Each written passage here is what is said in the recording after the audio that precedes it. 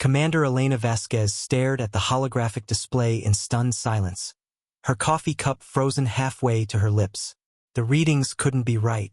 Nothing in the galaxy was supposed to be that massive and still moving through space at relativistic speeds. "Run the scan again," she ordered, setting down her cup with trembling hands. Lieutenant Marcus Webb, the ship's sensor operator, looked up from his console with wide eyes. "I've run it 12 times, Commander. The signatures are consistent. That's a planet, and it's accelerating toward the Proxima system." The bridge of the UES horizon fell silent except for the gentle hum of life support systems. Elena had spent 20 years in deep space exploration, had seen stellar phenomena that defied explanation, but this was different. This was impossible. "Size estimate?" she asked, though part of her didn't want to know. "Roughly 1.2 Earth masses, Commander.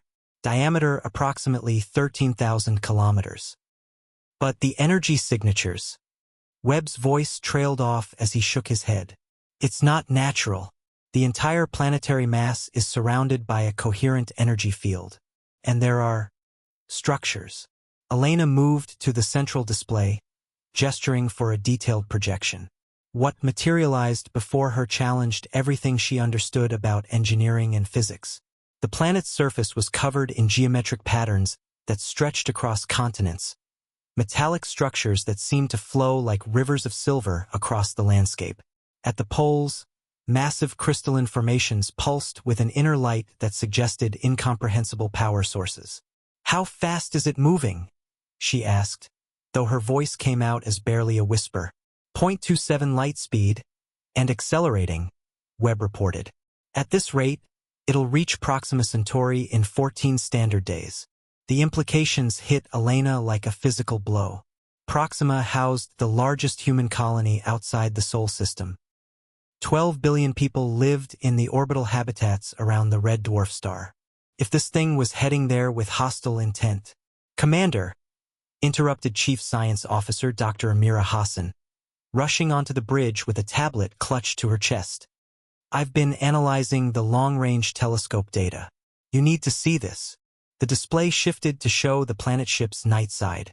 Cities of light covered the dark hemisphere, but these weren't the scattered points of human settlements. They formed vast, interconnected webs that spanned thousands of kilometers, pulsing with synchronized patterns that suggested a unified intelligence. "Population estimate?" Elena asked, dreading the answer. "Conservative estimate? 50 billion, possibly more." "Commander, this isn't just a ship shaped like a planet. This is an entire civilization that's been converted into a spacecraft." Elena felt the weight of command settle on her shoulders like a lead blanket. The UES Horizon was a science vessel, armed with little more than plasma cutters and mining charges. Against a weaponized planet, they were less than a gnat against a battleship. "Communications," she ordered. "Try to establish contact on all frequencies. Universal mathematical sequences, prime numbers, anything that might indicate intelligence." As her communications officer began transmitting, Elena stared at the impossible sight before her. Somewhere in the galaxy, a species had made the ultimate commitment to space travel. They hadn't just built ships to carry them to the stars.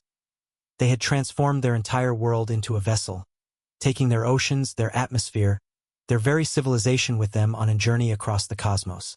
But why were they heading toward human space?